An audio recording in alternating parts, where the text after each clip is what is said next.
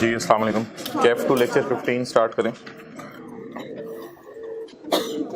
Income from property के chapter में वो सवाल हम करे थे, वो जरा निकालिएगा जिसमें बैड डेट वाली बात हो रही थी।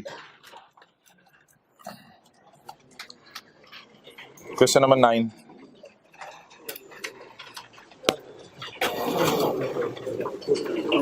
देखिए इस सवाल में लिखा हुआ था कि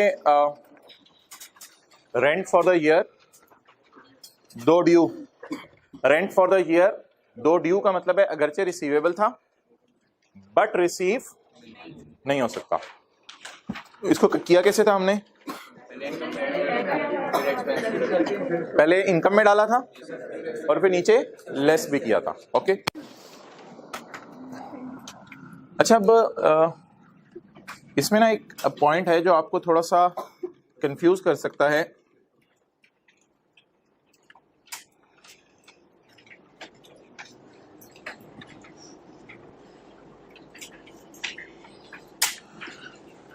ये जो प्रॉपर्टी का पेज नंबर 2 है, अभी बस खोलने की जरूरत नहीं है। इस पे जो पॉइंट 3 है, तो that could be little confusing, ये थोड़ा सा कंफ्यूज कर सकते हैं। तो इस बात को जरा एक ही दफा समझ लें। असल में जिस तरह ये सेक्शन की इंग्लिश लिखी हुई है ना, मिसाल के तौर पे 2010 में हमने आखिरी महीने का किराया लेना था, तो हमने एंट्री कर ली डेटर डेबिट सेल या income credit, property income credit, debtor debit income credit. 2010 में आखिरी महीने का किराया लेना था तो हमने इनकम में डाल दिया कि यार रिसीवेबल इंशाल्लाह मिल जाएगा। और 2011 के अंदर हमें किसी दिन पता चला, से इस दिन पता चला, ऐसे एकदम तो नहीं पता चलता था कि डेट बैड हो गया। 2011 में हमें इस दिन पता चला कि वो बंदा पैसे लेके भाग गया। अब आप 11 के अंदर बैड डेट रिकॉर्ड करेंगे, bad debt debit debtor credit. अब आप 2010 के न्यूमेरिकल में इसे ऐड कर रहे होंगे और 2011 के न्यूमेरिकल में इसे माइनस कर रहे हो, और इसमें कोई हर्ज नहीं है, कोई हर्ज नहीं है। खैर ऐसा होता है। अब अगर इस सिनेरियो को सामने रखें जो मैंने आपके सामने पुट किया है, अब पॉइंट 3 की इंग्लिश बड़ी अच्छी समझ आएगी। Unpaid rent has previously been included in income from property. Unpaid rent has previously been included in income. Sale का मतलब इनकम ही होता है ना। Unpaid rent is previously included in and tax has been paid on. और जाहिरी बात है जब देखें यहां ऐड हुआ होगा 2010 में, तो इनकम में ऐड होने की वजह से नीचे जब टैक्स कैलकुलेट किया होगा तो इस पे टैक्स भी पे किया होगा। अब ये फिक्रा जरा याद करें, unpaid rent has previously been included in income and tax has been paid on it. ठीक है जी। तो देखने में पॉइंट 3 ऐसे सिनेरियो को ज्यादा अच्छा एक्सप्लेन कर रहा है जिस सिनेरियो के अंदर एक साल इनकम रिकॉर्ड हो रही है और अगले साल बैड डेट रिकॉर्ड हो रहा है। क्लियर? देखने में ये ऐसे सिनेरियो को ज्यादा एक्सप्लेन कर रहा है और ज्यादा अच्छा भी लग रहा है। लेकिन हमारे सवाल में पता है क्या लिखा हुआ है? हमारे सवाल में लिखा हुआ है उसी साल ड्यू था बट इररिकवरेबल हो गया। तो मिसाल के तौर पे शायद कोई ऐसा सिनेरियो हो ना हमारे सवाल में कि इस महीने का उधार था, उसने देना था, और इस महीने पता चल गया वो लेके। तो मैं कह रहा था कि आप ऐसे चक्कर के अंदर आप सेम ही दोनों चीजें इकट्ठी रिकॉर्ड कर दें, इनकम में भी डाल दें और साथ ही बैड डेट में भी डाल दें। तो इसमें कोई हर्ज नहीं है और कोई हल नहीं है अब इसका कि इनकम में भी डालें और बैड डेट भी रिकॉर्ड करें। वो ज्यादा अच्छी प्रेजेंटेशन है बजाय कि इग्नोर ही कर दें सिरे से। तो ज्यादा जो लॉ मेकर जिस तरफ जाना चाह रहे हैं वो आम हालात दुनिया में इस तरह होते हैं। किसी एक साल हम उम्मीद लगाते हैं कि पैसा आएगा, 2 3 4 6 महीने उसके पीछे पड़े रहते हैं, फिर अगले साल जाके पक्का ही पता चल जाता है यार पैसे आने की कोई उम्मीद नहीं है। तो एक बात याद रखिएगा, ऐसा भी हो सकता है कि इनकम में आपने इस साल डाल लिया हो और बैड अगले साल हुआ हो। और अगर इसी साल आपको पता चल गया इसी साल लेने थे और इसी साल भाग गया, तो बेहतर क्या है इसी तरह रिकॉर्ड कर लें, इस साल इनकम में डाल दें और फिर इसी साल बैड डेट, ताकि दोनों काम एक ही साल हो जाए, दोनों काम एक ही साल हो जाए। लेकिन ऐसा भी हो सकता है कि एक काम एक साल हो रहा हो, अगला काम अगले साल हो रहा हो। कैसा? हाँ वो बात बिल्कुल यही मैं कहना चाह रहा हूं। अब आप बच्चों के जहन में ये आता है कि अगर इसी साल इनकम में डाला और इसी साल बैड डेट के अंदर माइनस कर दिया तो उस साल टैक्स तो पे ना हुआ। लेकिन अब और कोई हल नहीं है ना, प्रेजेंटेशन और कोई बनती नहीं, इसलिए आईके भी इसी तरह प्रेजेंटेशन करता है और कोई प्रेजेंटेशन अब बनती नहीं, क्या करें आप। तो इसलिए बेटर यही है कि ऐड करते हैं और ऐड करके आप उसको लेस करते हैं ताकि शो हो जाए टैक्स वालों को कि एक उधार था जो हमारा बाद में क्या हो गया। तो एक तरह का इनकम में ऐड तो हो ही गया है। चलो टैक्स बिल्कुल आपकी बात ठीक है, इसलिए मैंने कहा था पॉइंट 3 को कल मैं क्लियर करूंगा, क्योंकि जो कल वाला सिनेरियो जिसमें ऐड भी किया लेस भी किया तो देखने में लग रहा है टैक्स पे नहीं किया क्योंकि फौरन नीचे लेस भी कर लिया। लेकिन आप प्रेजेंटेशन तो कर देना बजाय कि इग्नोर करें। ओके,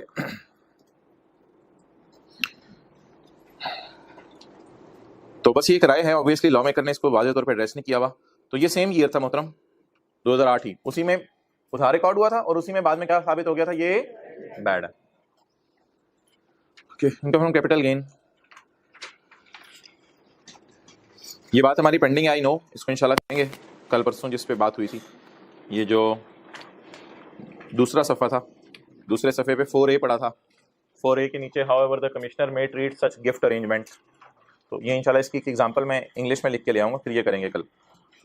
अच्छा जी, पब्लिक और प्राइवेट कंपनी की डेफिनेशन हमने पढ़ी थी, उसमें कोई कन्फ्यूजन कोई मसला, वो जो नीचे 4 एग्जांपल्स थी, पता चले आप लोग मसला ना पूछें, ऑनलाइन वालों ने सवालों की भरमार लगाई हो, तो आप लोग अगर मसला है वो पूछ लिया करें ताकि उनको सवाल ही ना पूछने पड़े। चले चले चले जल्दी बताएं कोई मसला।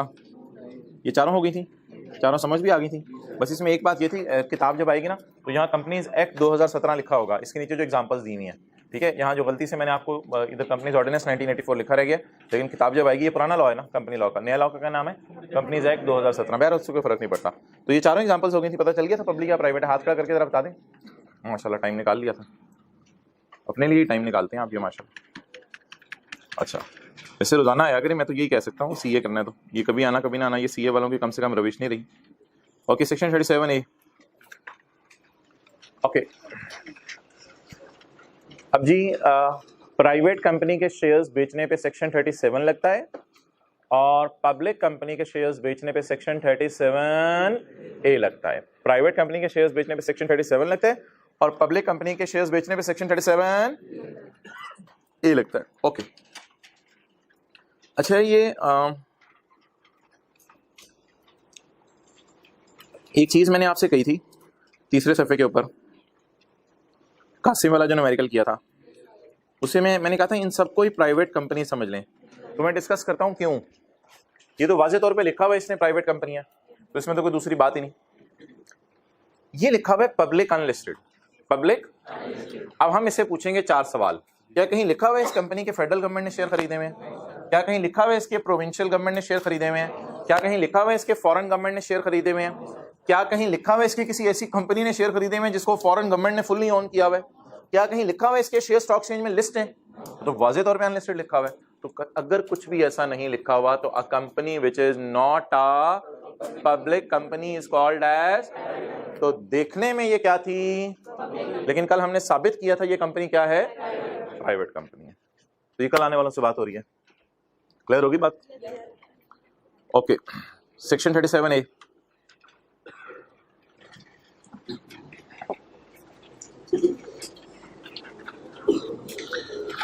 अच्छा, ये जो पब्लिक कंपनी है ना, पब्लिक कंपनी के शेयर्स, इसको इसने कैटेगराइज किया है सिक्योरिटीज में। किसमें कैटेगराइज किया है? सिक्योरिटीज में। अच्छा, ये जो हमारा इनकम फ्रॉम कैपिटल गेन का चैप्टर है ना, इनकम फ्रॉम कैपिटल गेन का चैप्टर, ये बहुत सी चीजों को डील करता है। ये अगर मैं बात करूं प्राइवेट कंपनी के शेयर्स के बेचने को डील करता है, ये घर में पड़ी हुई ज्वेलरी, पेंटिंग, कॉइन वगैरह को डील करता है। अच्छा, कल हमने एक और चीज पढ़ी थी, इमूवेबल, पता नहीं स्पेलिंग सही है या गलत मैं लिख रहा हूं, इमूवेबल प्रॉपर्टी की डिस्पोजल को भी डील करता है। इमूवेबल प्रॉपर्टी की डिस्पोजल को भी डील करता है। बल्कि ये जो कैपिटल गेन का चैप्टर है ये एक्चुअली तो डिस्पोजल को ही डील करता है। डिस्पोजल का मतलब होता है चीजों का बेचना। तो ओहो, तो कैपिटल गेन के चैप्टर में अगर मैं बात करूं तो डिस्पोजल, डिस्पोजल क्या होता है? इधर के बेचने को भी डील करता है, इनके बेचने को भी डील करता है, और कैपिटल गेन का चैप्टर बोले बोले बोले बोले बोले सिक्योरिटीज के बेचने को भी डील करता है, सिक्योरिटीज के बेचने को भी डील करता है। क्लियर? ओके। अच्छा, ये जो दोनों है ना, सिक्योरिटीज में क्या आ जाएगा? पब्लिक कंपनी के शेयर्स, और भी चीजें हैं एटसेट्रा, बहुत सारी चीजें हैं। सिक्योरिटीज तो एक बहुत ब्रॉड लफ्ज है, उसमें पब्लिक कंपनी के शेयर्स तो एक इसकी मिसाल है, एटसेट्रा। अच्छा, एक इंटरेस्टिंग बात यह है कि प्राइवेट कंपनी के शेयर्स आपके गिरेंगे नॉर्मल टैक्स रिजीम में, टेबल 1 और 2 लगेगा, और इमूवेबल प्रॉपर्टी और सिक्योरिटीज का बेचना आपके सेपरेट रेट अवेलेबल हैं। मुश्किल लफ्ज ना बोलें, कल आने वाले परेशान होंगे। सेपरेट रेट अवेलेबल हैं, आसान लफ्ज बोले, उनको भी लगे क्लास में हम आते थे। सेपरेट रेट अवेलेबल हैं इनके सेपरेट रेट अवेलेबल है। और इनकम फ्रॉम कैपिटल गेन में जो प्राइवेट कंपनी, लेकिन ये इन सब की छत एक ही है, सारे के सारे रहते किस सेक्टर में है, इनकम फ्रॉम कैपिटल गेन में। लेकिन अगर प्राइवेट कंपनी के शेयर्स और ज्वेलरी वगैरह बेचते हैं, बोले बोले जल्दी लिखें, तो फिर नॉर्मल रेट लगेंगे, वो टेबल 1 और 2 वाले। और अगर आप अपना घर बेच दें या कोई प्लॉट बेच दें तो भी कैपिटल गेन के चैप्टर में ही रहेगा, लेकिन इसके रेट। और अगर पब्लिक कंपनी के शेयर्स बेच दें, और अगर ऐसी कंपनी के शेयर बेच दें जिसमें फेडरल गवर्नमेंट ने 70% शेयर खरीदे हैं, तो भी सिक्योरिटीज ही बनेगा, सेपरेट ब्लॉक। वो तो पब्लिक कंपनी के डेफिनेशन में हमने पढ़ा था। तो कैपिटल गेन का चैप्टर काफी वसी है, काफी चीजों के बेचने को अपने अंदर समोए हुए है। सबर सबर सबर सबर, सिक्योरिटीज के बारे में तो अभी हमने पढ़ना है।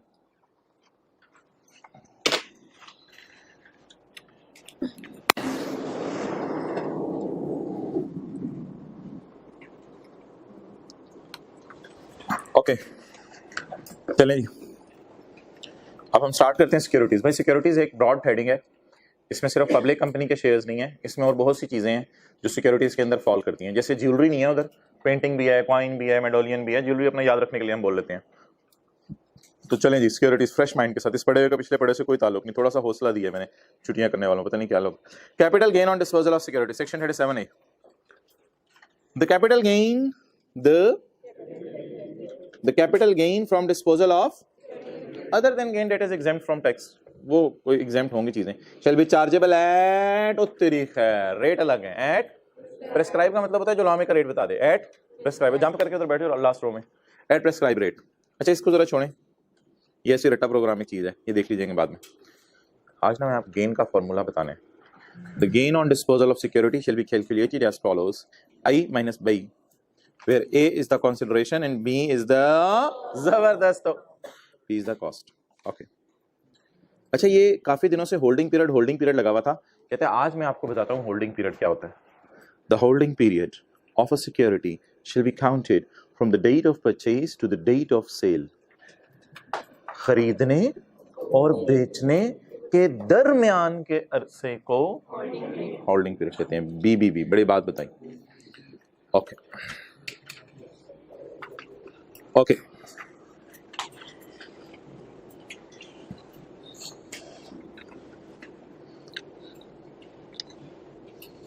Security means shares of public company. क्या मतलब? ऐसी कंपनी जिसमें फेडरल गवर्नमेंट ने 50 ईयर से ऊपर ओन किए हुए हैं, ऐसी कंपनी जिसमें प्रोविंशियल गवर्नमेंट ने 50 ईयर से ऊपर ओन किए हुए हैं, ऐसी कंपनी जिसमें फॉरेन गवर्नमेंट ने 50 ईयर से ऊपर ओन किए हुए हैं, ऐसी कंपनी जिसको फॉरेन गवर्नमेंट ने फुल्ली ओन किया और उस कंपनी ने आगे किसी कंपनी के 50 ईयर से ऊपर ओन किया, तो वो जो नीचे वाली कंपनी है वो बनेगी। और ऐसी कंपनी जिसके शेयर स्टॉक एक्सचेंज में लिस्टेड है और साल के आखिरी दिन भी लिस्टेड रहे और स्टॉक एक्सचेंज में ट्रेड होते हो, तो ये कंपनी जो है क्या बन जाएंगी? पब्लिक कंपनीज बन जाएंगी। तो shares of a public company will be considered as बोले सिक्योरिटी। अच्छा ये अब कुछ नाम है, vouchers of Pakistan telecommunication corporation, मुदारबा certificate, instrument of redeemable capital, debt securities, units of exchange traded fund and derivative products. अब चंद बच्चे जो है वो बंदे लेके आईकैप चले गए थे और आईकैप वालों को कहा यार ये चीज़ें आपने इतनी मुश्किल से लिखी हुई हैं, तो इनकी कोई डेफिनेशन भी हल्की फुल्की जरा हमें बता दें। जरा आपको पता है हम पेपर पास करने के लिए तो नहीं आए हुए, हम तो नॉलेज गेन करने के लिए आए हुए हैं। तो ये जैसे ही हम लफ्ज़ पढ़ते हैं तो हमारे दिल के अंदर आता है यार ये जरा पता चले ये चीज़ें क्या हैं। तो बहुत पूरे इसरार करने पे बच्चों के आईकैप ने सिर्फ एक चीज़ की डेफिनेशन सिलेबस में डाली, डेरिवेटिव प्रोडक्ट्स की। ना डेट सिक्योरिटीज की डेफिनेशन सिलेबस में डाली, ना इंस्ट्रूमेंट ऑफ रिडीमेबल कैपिटल की डेफिनेशन सिलेबस में डाली। हाँ डेट सिक्योरिटी ज़्यादा बच्चों ने इसरार किया तो आईकैप ने एक और डेफिनेशन सिलेबस में डाल दी, जो कौन सी थी? नहीं, एक और डेफिनेशन सिलेबस में डाली। एक तो डेरिवेटिव प्रोडक्ट्स की डाल दी, एक और डेफिनेशन सिलेबस में डाल दी for the purpose of this section debt securities. ये जो डेट सिक्योरिटीज लिखा हुआ है इसकी डेफिनेशन डाल दी और बोले डेरिवेटिव प्रोडक्ट्स की डेफिनेशन। अच्छा जब आईकैप ने डाली डेट सिक्योरिटीज की डेफिनेशन सिलेबस में तो बच्चों ने एक सवाल पूछा कि यार ये डेफिनेशन तो आपने डाल दी, लेकिन ये डेफिनेशन की आगे फिर डेफिनेशंस भी तो आपको डालनी चाहिए थी। तो आईकैप ने कहा बहुत ज्यादा हो गई है, अब आप बस कर दें, लुट मच जाएगी, अगर आपको ज्यादा शौक हो है डेफिनेशंस पढ़ने का तो सुन लो फिर। डेट सिक्योरिटीज क्या होती हैं? Corporate debt securities such as term finance certificate, सुकूक सर्टिफाइड, शरिया compliant bonds, registered bonds, commercial paper, participation term certified and all kinds of debt instruments issued by Pakistani और foreign company registered in Pakistan and government debt securities such as treasury bills, federal investment bonds, foreign currency bonds, government paper, municipal bonds, infrastructure bond and all kind of debt instruments issued by federal और provincial government. तो आई क्या कहते हैं फिर ये देख लो, ये definition आप चाह रहे थे तो डाल दिया मैंने। तो आपने कहा फिर आगे इनकी भी डेफिनेशंस, तो आई ने कहा फिर नया चैप्टर की किताब में डालना पड़ेगा अगर इनकी भी डेफिनेशंस आपको चाहिए। अब क्या करेंगे, ये नाम कैसे याद करें? बताएं कैसे याद करें? जैसे पिछले सेशन वालों ने याद किया, जैसे उससे पिछले सेशन वालों ने याद किया, जैसे 4-5 साल से लोग याद करते आ रहे हैं, हम भी उसी तरह याद करेंगे। घर में बैठ जाएंगे अकेले में, नाम याद कर लेंगे। अब 1-2-3 भूल के पेपर में क्या हो सकता है, कोई हल नहीं इसका। कम से कम जितने याद कर सके उतने याद करेंगे। लेकिन एक बहुत बड़ी खुशी की खबर सुन लें, न्यूमेरिकल में गलती नहीं होगी। न्यूमेरिकल में क्यों नहीं गलती होगी? क्योंकि न्यूमेरिकल के लिए ये नाम आपको याद नहीं करने हैं, आपको याद रखने हैं। नहीं गिवन नहीं होंगे, आपको याद रखने हैं। यानी इसके अलावा पूरी किताब में ऐसे नाम कहीं नहीं है। तो जब आप 1-2 दफा पढ़ लेंगे तो अगर पेपर में आ जाएगा इंफ्रास्ट्रक्चर बॉन्ड्स, तो आपको पता होगा यार ये इंफ्रास्ट्रक्चर बॉन्ड्स तो मैंने एक ही चैप्टर में पढ़ा था। किस चैप्टर में? कम से कम आप इसे ज्वेलरी नहीं समझेंगे, मेरे ख्याल से इतनी तो अकल है, क्योंकि वो नाम आपको पक्के याद हो गए हुए। तो ये 10-12 नाम है, मजबूरन आपको याद करने पड़ेंगे। पेपर में अगर थ्योरी का सवाल आ गया, जो आज तक नहीं आया लेकिन आ तो सकता है, जाहिर सी बात है आ सकता है, 5 नंबर का आ सकता है। तो थ्योरी का सवाल आया, 12-13 में से आप 6-7 भी लिखा है तो मेरे ख्याल से वो आपको ऑनर कर देगा। लेकिन अगर न्यूमेरिकल आ गया तो फिर तो मेरे ख्याल से बिल्कुल परेशानी वाली बात नहीं कि जिस चीज़ से आप 2-3 दफा गो थ्रू कर लें, वो याद ना भी रहे तो नाम पढ़ने पर याद आ जाती है, ये फला जगह पर लिखी हुई थी। इतनी तो अकल है आपकी, ठीक है? तो इसको बस 3-4 दफा पढ़ लिया करें सुबह नाश्ते के साथ रोजाना, और क्या हो सकता है। ओके जी, सिक्योरिटी की डेफिनेशन जरा दोबारा देखें। सिक्योरिटी में क्या क्या चीजें आती हैं? सिक्योरिटी में बताएं जी क्या क्या आएगा?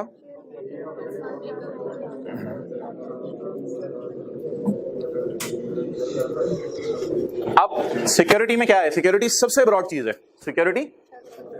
सिक्योरिटीज में नंबर 1, नंबर 2 इसकी डेफिनेशन नहीं है हमारे सिलेबस, नंबर 3, नंबर 4, नंबर 5 इसकी डेफिनेशन है, नंबर 6 पता नहीं exchange traded fund, and number 7।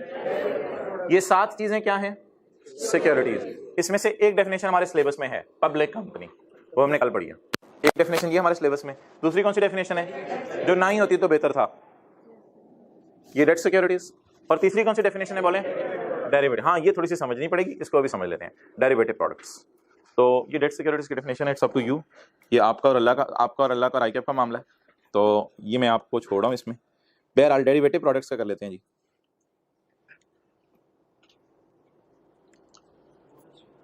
Bonus shares भी कराते हैं।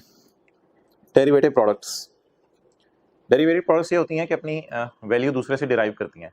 ये ईटेबल प्रोडक्ट्स लिखा हुआ है, ईटेबल तो नहीं लिखा हुआ, क्या लिखा हुआ है? डेरिवेटिव। डेरिवेटिव का मतलब क्या है? डिराइव करना, जो अपनी कीमत किसी दूसरे से डिराइव करती हैं। तो कई चीजें मार्केट के अंदर आपको पता होगा, अपने एक चीज अपनी कीमत दूसरी की कीमत से डिराइव करती है। मिसाल के तौर पे कंपनीज की बात कर लूं, अगर पीटीसीएल ने यूफोन के शेयर खरीदे हुए हैं, और ये हकीकत भी है, पीटीसीएल ने यूफोन को ओन किया हुआ है, पीटीसीएल ने यूफोन के शेयर खरीदे हुए हैं। अब जब लोगों को पता है कि यूफोन के मालिक कौन है? पीटीसीएल वाले, और मार्केट में पीटीसीएल के शेयर्स महंगे होते हैं, तो फौरन यूफोन के शेयर्स भी महंगे हो जाते हैं और लोग उनको पसंद करते हैं, क्योंकि जब मालिक स्ट्रांग होता है तो उसके नीचे वाली कंपनीज भी ऑटोमेटिकली क्या हो जाती हैं? तो डेरिवेटिव प्रोडक्ट किसके शेयर बनेंगे? यूफोन के शेयर बनेंगे या पीटीसीएल के शेयर बनेंगे? सोच के बताएं। जो शेयर अपनी कीमत किसी दूसरे शेयर से डिराइव करें, उन शेयर्स को क्या कहेंगे? Derivative products. तो यूफोन के शेयर अपनी कीमत किसके शेयर से निकालते हैं, इसलिए यूफोन के शेयर्स को क्या कहा जाएगा? Derivative products. पढ़ेंगे। Derivative product means a eatable product. नहीं, ये बाजार में बिकती हैं खाने के लिए चीजें, इनको डेरिवेटिव कहते हैं। यार मुझे डेरिवेटिव दे दो, आज भूख लगी। फाइनेंशियल प्रोडक्ट, ईटेबल प्रोडक्ट नहीं है। कौन सी प्रोडक्ट है? विच डिराइव्स। अच्छा, derivative products means a financial product, means Ufone के शेयर्स, मींस यूफोन के shares which derive from. Underline का मतलब क्या होता है? बैकएंड। बैकएंड का मतलब देता है अक्सर अंडरलाइन। बैकएंड पे कौन सी सिक्योरिटी है इसके? बोले। पीटीसीएल सिक्योरिटी है, पीटीसीएल के शेयर स्टॉक एक्सचेंज में लिस्टेड है। तो पीटीसीएल के shares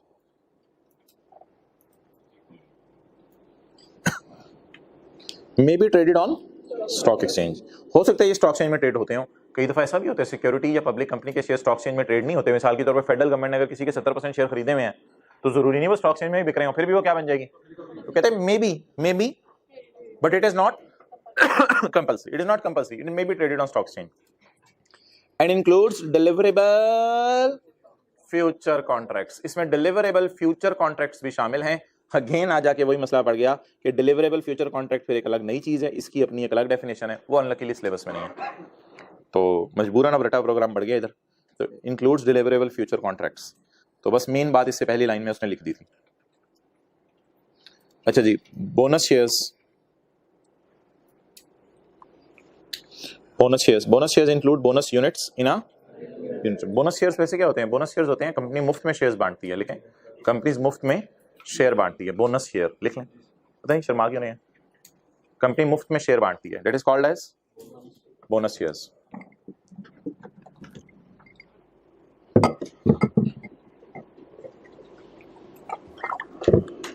includes bonus units, unit trust की डेफिनेशन वही है जो चैप्टर 4 में पढ़ी थी, और चैप्टर 4 के अंदर हमने इसके ऊपर बात की थी, यूनिट ट्रस्ट के ऊपर। और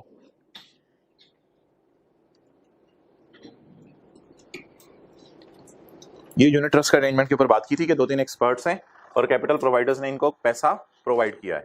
तो कई दफ़ा ऐसा होता है कि ये लोग जब ज़्यादा कमा लेते हैं, तो बजाय कि इनको कहें हम आपको पैसे देते हैं, हम आपको थोड़े से यूनिट्स तोहफे के तौर पे और दे देते हैं, थोड़े से शेयर समझ लें, तोहफे के तौर पे और दे देते हैं। तो जब कभी कंपनी कुछ ज़्यादा कमा लेती है तो थोड़े इनको पैसे भी दे देती है और थोड़े से शेयर भी और दे देती है। बस इससे ज़्यादा आपको कुछ जानने की जरूरत नहीं। तो बता दें जी, बोनस लिखा हुआ था, बोनस किस कॉन्टेक्स्ट में लिखा हुआ है? बस सादा सी बात, bonus includes bonus units in a unit trust. उस अरेंजमेंट में अगर आप कोई नए यूनिट्स दे दें उन लोगों को, तो वो भी बोनस शेयर ही समझे जाएंगे। बहरहाल ये भी कोई इतनी इंपॉर्टेंट चीज नहीं है। ओके, ये एक लफ्ज, एक और मुश्किल सा लफ्ज है, units of mutual fund also fall under the definition of securities. ये भी जरा ऐसे लफ्ज रट्टा मारने की हद तक याद कर लें। और for definition of public company refer the chapter of definitions, वो हमने कल कर लिया था। चलें जी, ये जरा एक देखिएगा आप,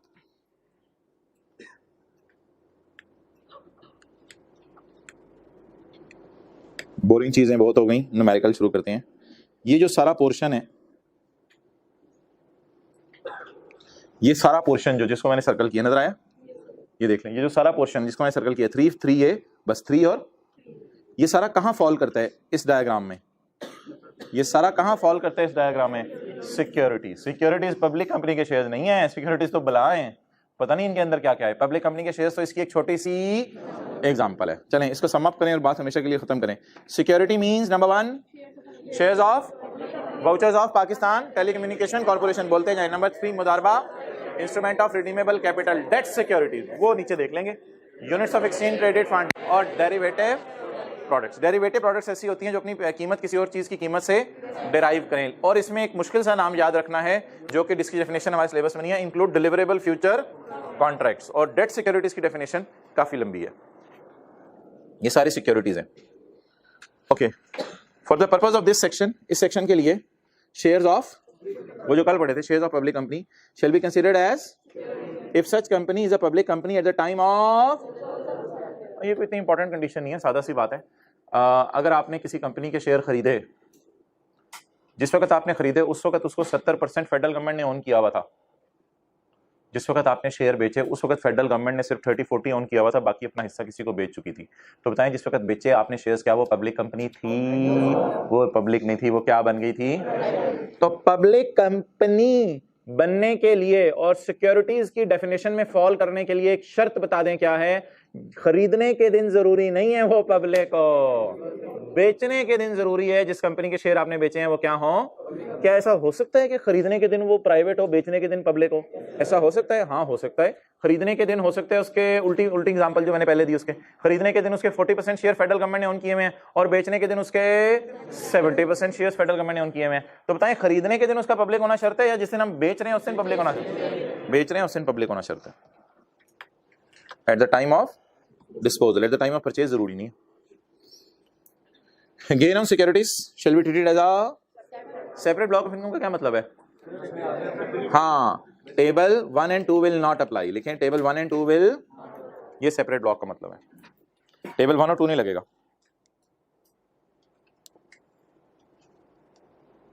फिर इसका नया टेबल होगा कोई।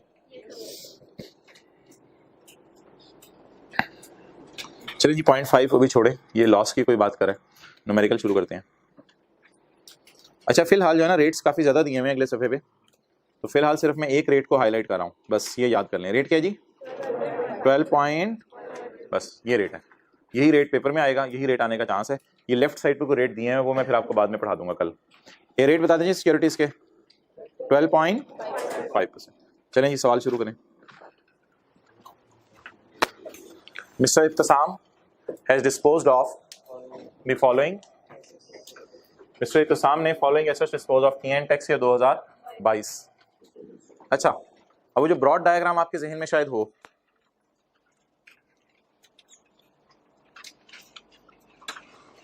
अब जो भी चीज वो बेच रहा होगा, जो भी चीज वो बेच रहा होगा, या वो प्राइवेट कंपनी के शेयर्स बेच रहा होगा, या ज्वेलरी बेच रहा होगा, या कॉइन बेच रहा होगा, उस पर टेबल 1 और अगर वो बेच रहा होगा सिक्योरिटीज तो उसके लिए सेपरेट रेट्स अवेलेबल है, उसके लिए सेपरेट रेट्स अवेलेबल है।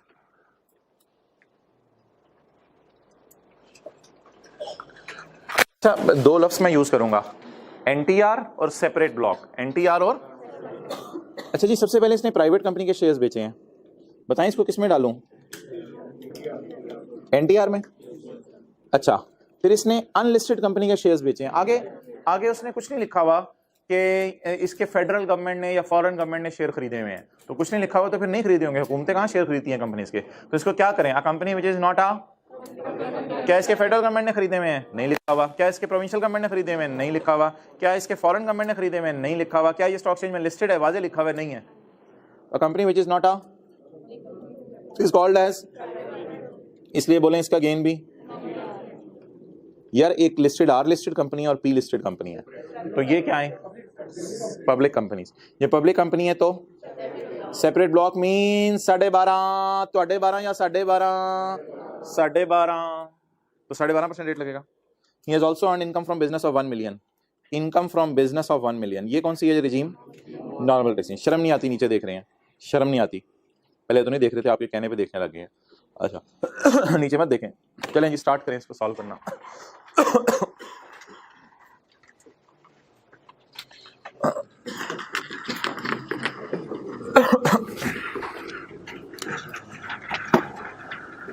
वर्किंग 1 क्या हेडिंग दें जी? Income from capital gain. लेकिन आज ना मैं एक लफ्ज़ ऐड कर रहा हूं आगे, क्या? Normal tax regime. Normal tax regime इसमें क्या क्या आएगा? बोले प्राइवेट कंपनी के शेयर्स आ जाएंगे, इसमें ज्वेलरी, कॉइन, मेडोलियन, वो सारी चीजें आ जाएंगी। और इसके रूल अपने अलग हैं। होल्डिंग पीरियड 1 साल से ज्यादा हो तो गेन आ जाए। मुझे एक डब्बा पड़ा था कैटेगरी 1, कैटेगरी 2, तो वो सारी चीजें आप जहन में रखें जी। कितने का खरीदा, कितने का बेचा, कितना नुकसान आया, फायदा आया, कितना फायदा आया, और खरीदने और बेचने की तारीख के दरमियान 1 साल से ज्यादा है, तो होल्डिंग पीरियड 1 साल से ज्यादा है। तो पुराने रूल याद रखें, पुराने रूल है ना, ये तो पहले सफे पे जो डब्बा बना हुआ था कैटेगरी 1, तो प्राइवेट कंपनी के शेयर्स हैं, इसलिए गेन को किससे मल्टीप्लाई करेंगे? 75% से। कल जो टेस्ट आप हजरात ने जो है वो देना है, उस टेस्ट के अंदर चैप्टर 4 होगा और इनकम प्रॉपर्टी होगा। ए बी जान चली जाएगी, टेस्ट नहीं छोड़ेंगे। ए बी प्राइवेट कंपनी जी, कितने का बेचा, कितने का खरीदा था? A minus B is equal to gain. Gain will be multiplied by 4,50,000। 3/4 या 75%।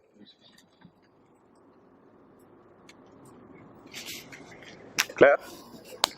चलें जी आगे, नोट करें साथ साथ ही अलग से टाइम।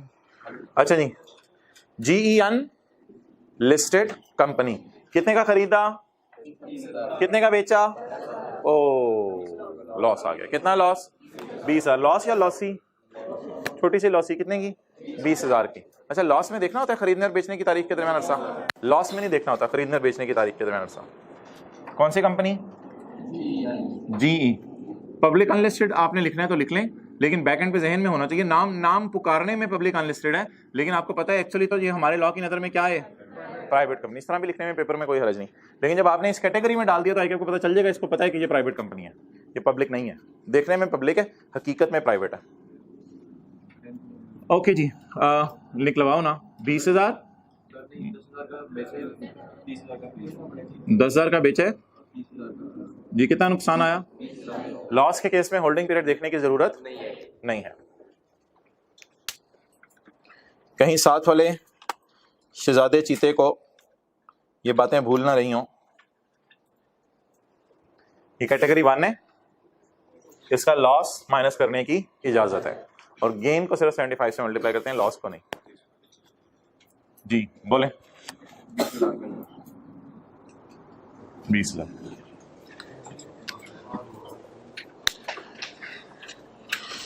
ओके वापस आ जाए।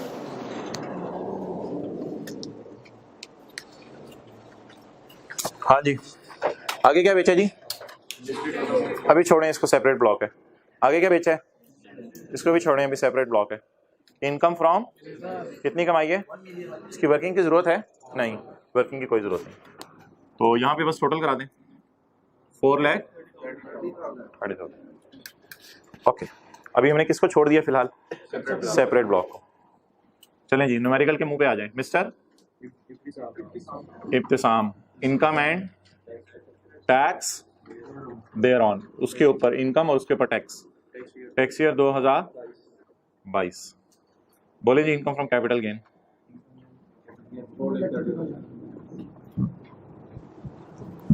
कितनी? 4,30,000। आगे बोलें जी income from business. Income from business बताएं जी कितनी आ रही है? 1 मिलियन। हाँ यहां से देख लें। also informed you income from business of 1 million. Clear? Okay क्या रहेगी जी? ऐसी इनकम जो सेपरेट रेट मांगती है, ऐसी इनकम जो सेपरेट रेट मांगती है। उसके लिए आ जाए इधर। Shares of or listed company. तो लिस्टेड कंपनी किस डेफिनेशन में फॉल करती है? भाई सिक्योरिटीज नहीं बोलना था, पहले आप कुछ और बोलेंगे। लिस्टेड कंपनी किस डेफिनेशन में फॉल करती है? कल पब्लिक कंपनी। पब्लिक कंपनी किस डेफिनेशन, पब्लिक कंपनी के शेयर्स किस डेफिनेशन में फॉल करते हैं? हाँ अब बोलें तो पब्लिक कंपनी के शेयर्स किस डेफिनेशन में फॉल करते हैं? सिक्योर लिस्टेड, सॉरी लिस्टेड अगर स्टॉक एक्सचेंज में, लिस्टेड का नहीं बोलना था मादर, लिस्टेड अगर स्टॉक एक्सचेंज में, तो कल आखिरी पॉइंट पड़ा था, सेकंड लास्ट पॉइंट था शायद। तो कल लिस्टेड अगर स्टॉक एक्सचेंज में, तो बोले ये कंपनी जो है वो कौन सी कंपनी है? पब्लिक। अगर पब्लिक है तो फिर किस डेफिनेशन में फॉल कर गई? सिक्योरिटी। सिक्योरिटीज की वजह से इस पे सेपरेट रेट लगेंगे। आर कंपनी बेचने पे ये गेन आ रहा है और दूसरी कंपनी के बेचने पे लॉस आ रहा है। इधर बेचने पे कितना गेन आ रहा है? 15,000 और इधर बेचने पे 10,000 लॉस आ रहा है। क्या मोहतरम? ये मैं बताऊंगा, मुझे बताने दे। Okay working two income from capital gain, disposal of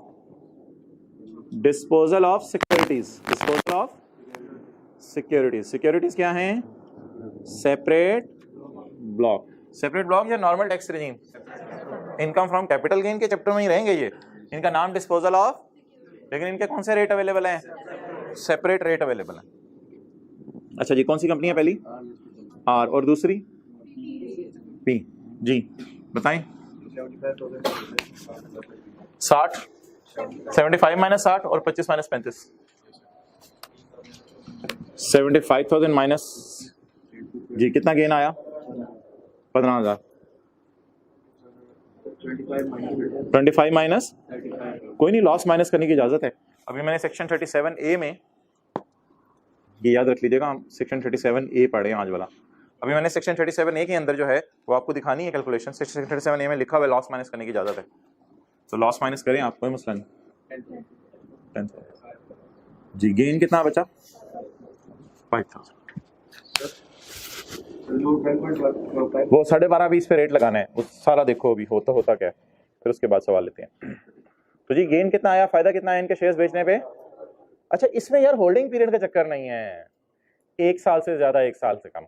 section 37A में होल्डिंग पीरियड का चक्कर नहीं है कि 1 साल से ज्यादा या 1 साल से, वो किस सेक्शन में चक्कर है? 37 में। और वो क्या चक्कर है? अगर 1 साल से ज्यादा हो तो गेन को, ऐसी कोई बात इस सेक्शन में।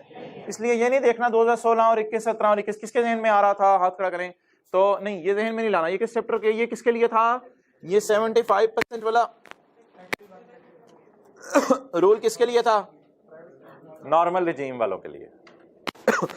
75% वाला रूल इनके लिए था, इनके लिए कोई 70, इसके लिए सिक्योरिटीज के लिए कोई 75% वाला रूल। ओके वापस आ जाए।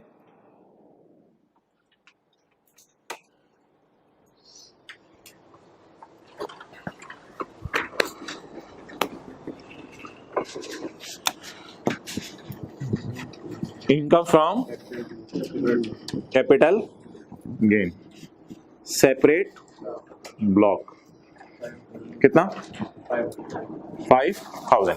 अभी कुछ लोगों के दिल में कुछ कुछ हो रहा होगा, वो मैं एड्रेस करता हूँ उस इशू को। कितना हो गया जी 5000। Working number working two total 1435000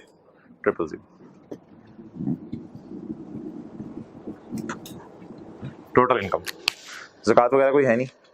अच्छा अब मुझे ये बता दें, यही टैक्सेबल इनकम फिर होगी तो जाएं जाके चैप्टर 4 खोल के हम रेट लगा सकते हैं, क्यों नहीं रेट लगा सकते? इस मक्खन में एक बाल है, इस मक्खन में एक बाल है, इस कबाब में एक हड्डी है, इस कबाब में एक हड्डी है। नहीं ऐसी बातें ना करो, चाय में मक्खी प्लीज, अच्छी अच्छी मिसालें। इस कबाब में दाल में रोड़ा है, दाल में रोड़ा है। इसको पहले क्या करना पड़ेगा?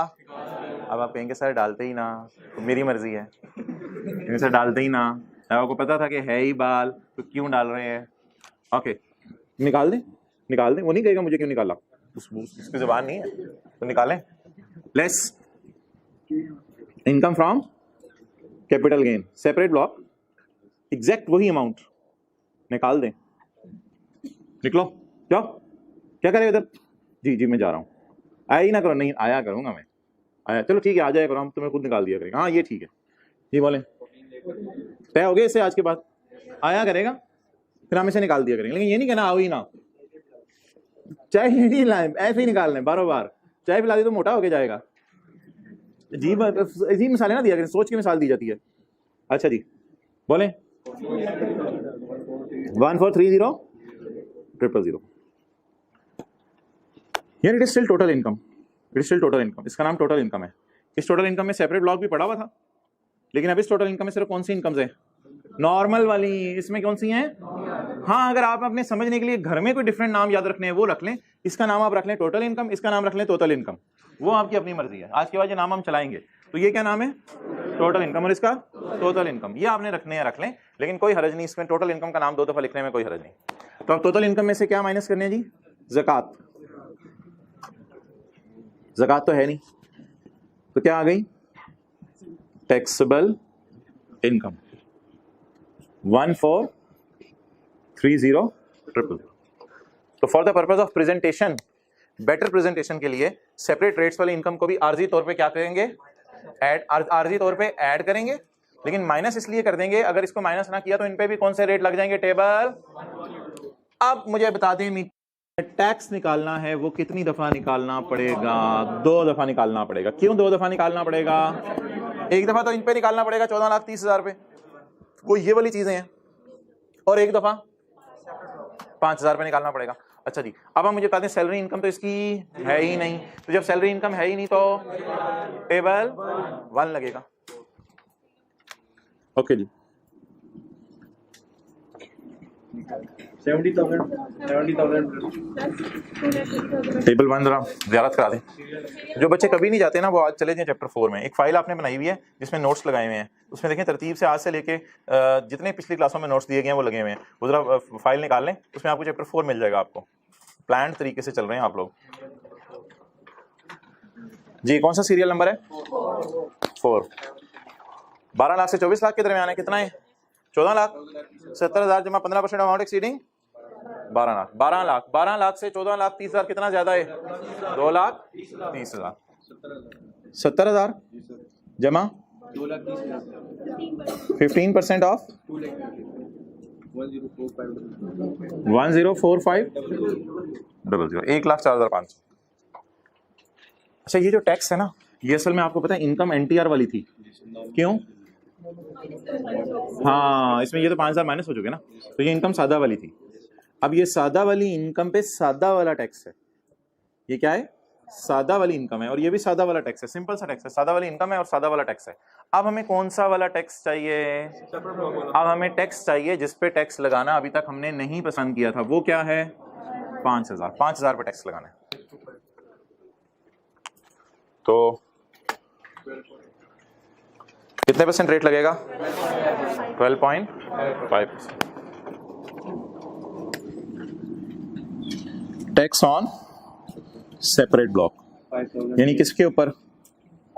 सिक्योरिटीज के ऊपर, सेक्शन 37A वाली जी।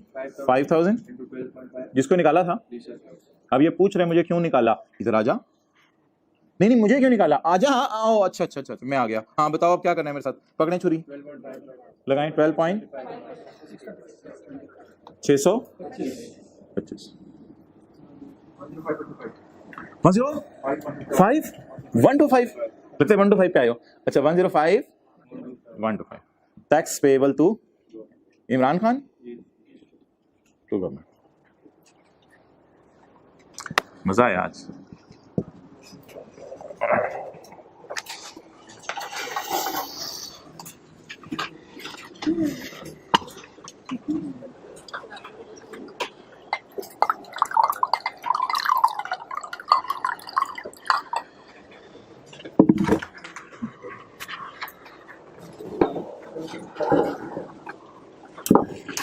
ये मोबाइल में क्या कितने रुपए का नोट रखा हुआ है पीछे? फॉरेन करेंसी है लोकल? फॉरेन करेंसी दिखा, एक हटाओ, लोकल करेंसी है।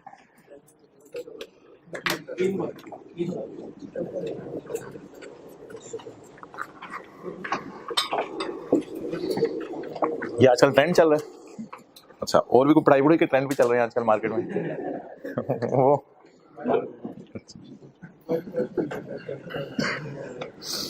ऐसा दोस्त बनाया करें जो क्लास में टाइम पे आ जाए, टेस्ट दिया करे, रोजाना लेक्चर अटेंड किया करे, ऐसा दोस्त बनाया करें। अच्छे भले आप ठीक आते हैं, उसके साथ बैठ बैठ के खराब हो जाते हैं।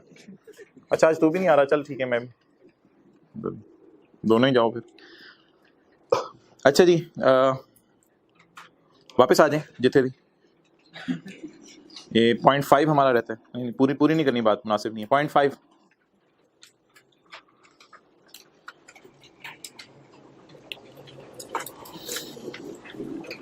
Loss on disposal of securities. भाई उधर रखो, कुछ नोट करें अभी लोग।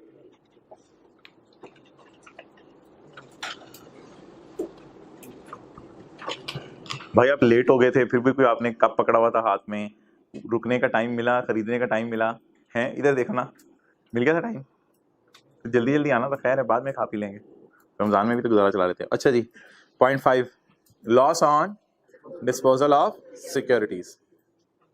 वापस आ जाए। Loss on disposal of securities in shall be minus, ये माइनस कर लें आप, कोई मसला नहीं। लॉस है शहजादे हमारा, माइनस करें, जिंदगी का हिस्सा है loss. Loss on disposal of shall be minus only against gain from any other. ये ध्यान रखना है, ये ध्यान रखना है कि सिक्योरिटी का लॉस सिक्योरिटी के गेन में से माइनस करना है। ये नहीं कि 10,000 के 15,000 यार मैं नाराज हूं, ऊपर जा रहा हूं, जा फिर तू ऊपर ही जा। तो सिक्योरिटी का लॉस सिक्योरिटी के गेन में से माइनस करने हैं या नॉर्मल रिजीम में से भी माइनस कर सकते हैं? सिक्योरिटी का लॉस सिक्योरिटी के गेन में से माइनस करना। अगर गेन ही ना हो तो अगली लाइन पढ़ाने दे पहले मुझे। अच्छा loss on disposal of securities in current year shall be minus only against the gain from. हाँ सिक्योरिटीज का गेन में से सिक्योरिटीज का लॉस माइनस हो सकता है। क्लियर? अगले पेज पे अगर हम देखें, वो अयाज नहीं होता था बचपन में, हमारे साथ क्रिकेट खेलता था, mister Ayaz sold the shares of following company in tax year 2020। Company A के शेयर बेचे किसके ऊपर? लिस्टेड लिखा हुआ है, लिस्टेड, तो पब्लिक कंपनी है, पब्लिक होने की वजह से securities. Company A at a gain of और company B at a loss of 12,000। अब बोलें जी गेन कितने और लॉस कितने? अब ऊपर गेनी है, नीचे लॉसा है, तो नेट कट कटा के बोलें क्या बचा? लॉस बचा। अब इस लॉस का क्या करें, इस लॉस का आप ऐसा करें कि ये चल रहा है 2020 का साल है ना, ये 2020 चल रहा है, थोड़ा सब्र कर लें, 21 आने दें, आएगा अगर जिंदा रहे तो, थोड़ा सब्र कर लें, 2020 चल रहा है, क्या आने दें, 21 में ये 2000 माइनस कर ले। बहुत बड़ी खुशखबरी है, कैरी फॉरवर्ड करने की इजाजत है। 21 में 2000, हाँ 21 के अपने भी लॉसेज होंगे, मैं ये नहीं कह रहा 21 के अपने लॉसेज नहीं होंगे, 21 के कोई अपने भी लॉसेज होंगे। तो जो लॉस इस साल, जो होमवर्क नहीं आज हो सका वो कल कर लें, सिंपल सी बात। सिमिलरली जो लॉस इस साल माइनस, वो अगले साल जाके माइनस कर लें, लिखें 2021 और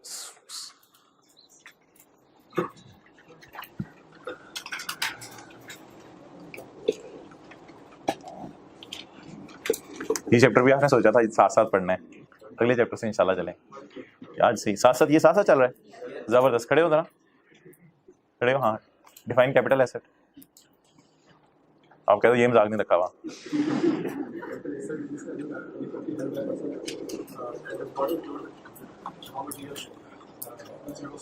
एक्सेलेंट, बैठ जाओ, ऐसे बच्चे चाहिए, बाकी जाएं, वेल डन। साथ लोग पानी मारे जाए। ओके, तो अगर लॉस माइनस नहीं हो सका तो क्या हल अवेलेबल है, अगले साल माइनस कर। अगर अगले साल भी लॉस माइनस ना हो सके, और अगर अगले साल भी लॉस माइनस ना हो सके, और अगर उस साल भी लॉस माइनस ना हो सके, तो बस ये बात कुछ लोगों ने पढ़ ली है मुझे लगता है अभी, ये आगे ये घर से पढ़ के आते हैं, जो आप इनका लेवल है ये अगले वाली चीजें घर से पढ़ के आते हैं। अब कल इन्होंने 10 का चैप्टर घर से पढ़ के आए उन्हें। अच्छा जी, 0.5 पिछला पढ़ लो, बड़ी गल। अच्छा जी, लॉस नहीं, आप लोग कह रहे हैं अंडर एस्टिमेट करें, हमें मौका तो दे, हमें बिजनेस का चैप्टर हमें दे दे, हम कल पढ़ के आते।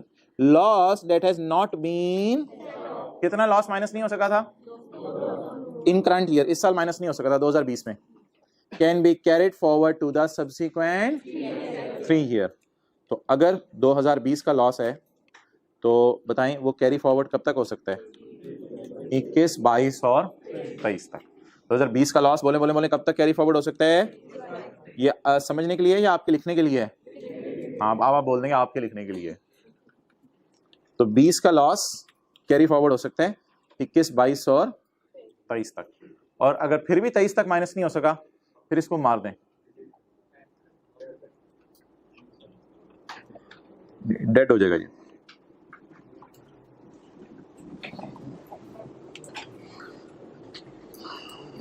Loss that has not been set off in can be, ये बहुत बड़ी खुशखबरी होती है, क्या कैन बी।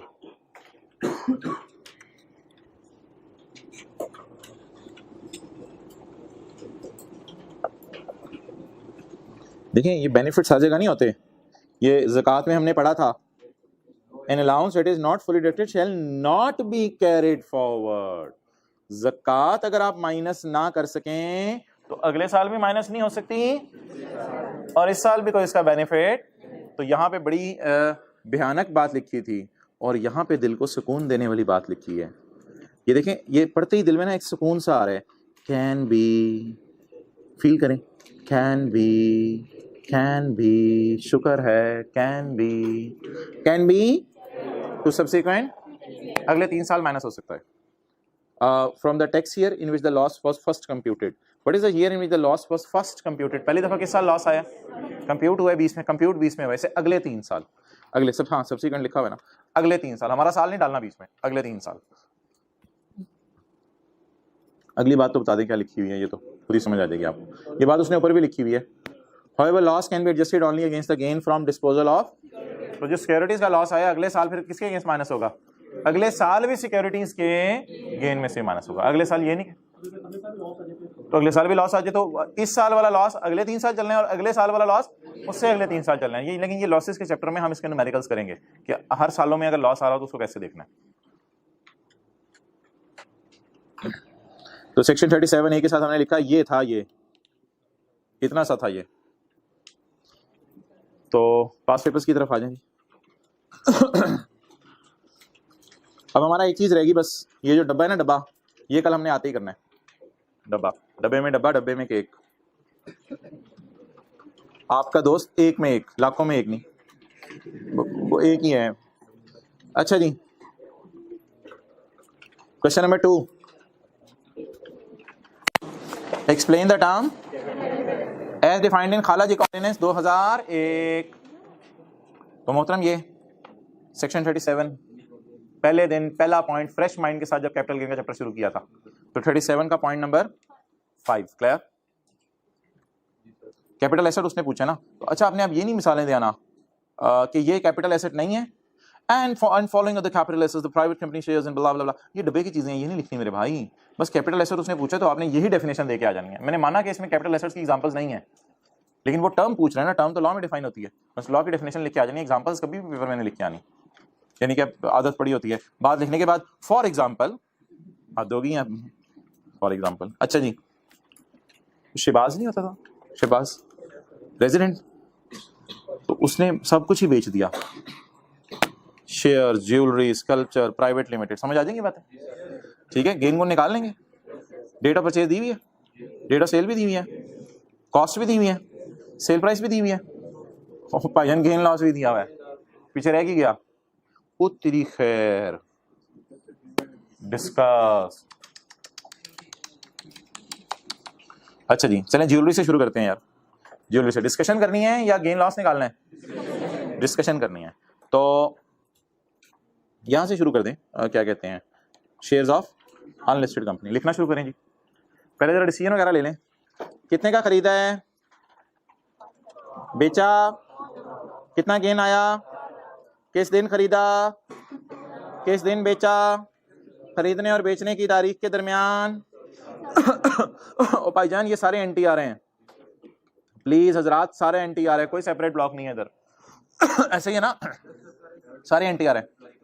तो अच्छा अब आप बताएं, अगर होल्डिंग पीरियड 1 साल से ज्यादा हो एनटीआर वालों का, प्राइवेट कंपनी के शेयर्स का, ये देखने में तो अनलिस्टेड है लेकिन धोखा है, अनलिस्टेड का मतलब प्राइवेट ही है। तो बता दें प्राइवेट कंपनी के शेयर्स बेचे हैं, होल्डिंग पीरियड 1 साल से ज्यादा है, तो क्या करेंगे, गेन को 75% से मल्टीप्लाई करेंगे। लेकिन डिस्क्राइब करना है यार, एक एक नंबर है, 4 पॉइंट्स हैं, तो छोटा छोटा लिखें। आप क्या करेंगे, छोटा छोटा का मतलब ये नहीं कि छोटा छोटा लिखें। Shares of unlisted company fall under the definition of, shares of unlisted company fall under the definition of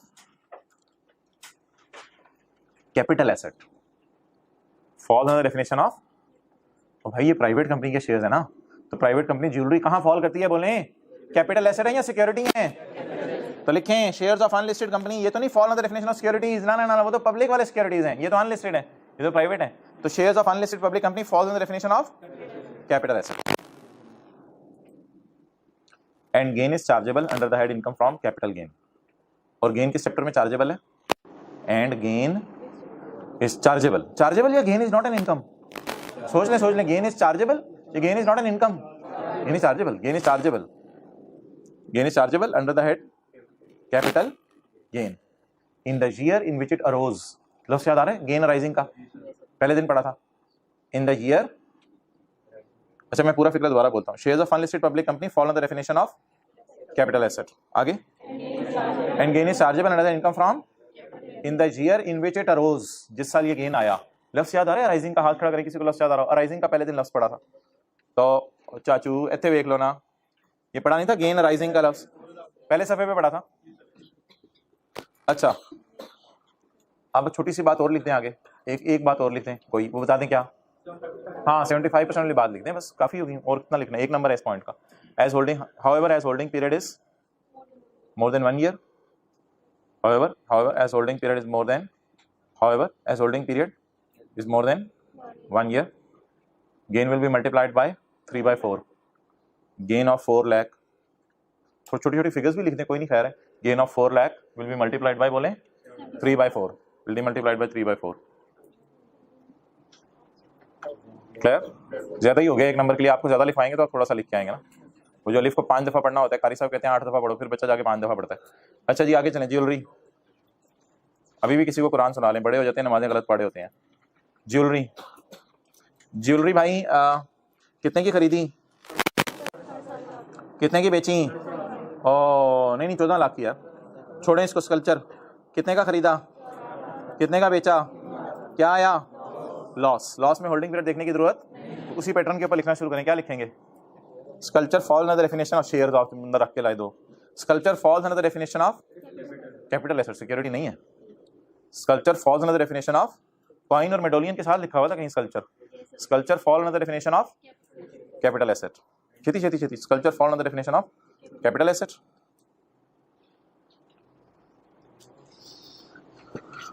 अच्छा वो लॉ की इंग्लिश देख लेते हैं। लॉस आया गेन आया? सेक्शन 37 खोलूं 38, सेक्शन 37 खोलूं 38 और 0.5 लिखूं जी। क्या 0.5 है? एज इट इज लॉ की इंग्लिश लिखनी है, लिखें ये English. No loss shall be recognised on the disposal of sculpture. और ये इंग्लिश उठा के लिखते हैं 0.5 वाली। लॉस का कौन सा सेक्शन है? 38 था ना। No loss shall be recognised on the disposal of sculpture. आगे आपने लिखना है तो एक लाइन छोटी सी लिख दें, as per income tax law, income tax law के मुताबिक, as per income tax ordinance, no loss shall be recognised on the disposal of sculpture as per income tax ordinance. बस और क्या लिखना है? ये तो नहीं लिखे आएंगे as per section 38 sub section 5, नहीं नहीं नहीं, ये नंबर नहीं याद करना है, बस as per income tax ordinance. भाई बाकी दो ट्राई करेंगे, खुद लिखना, ज्वेलरी और शेयर्स ऑफ प्राइवेट कंपनी, और सॉल्यूशन जो पीछे से लिखा हुआ है उससे कंपेयर कर लीजिएगा। और एक इनकम प्रॉपर्टी का सवाल करना था मैंने आज, लेकिन अब वो कल कराऊंगा। आखिरी वाला सवाल है क्वेश्चन 14, कल करेंगे फिर।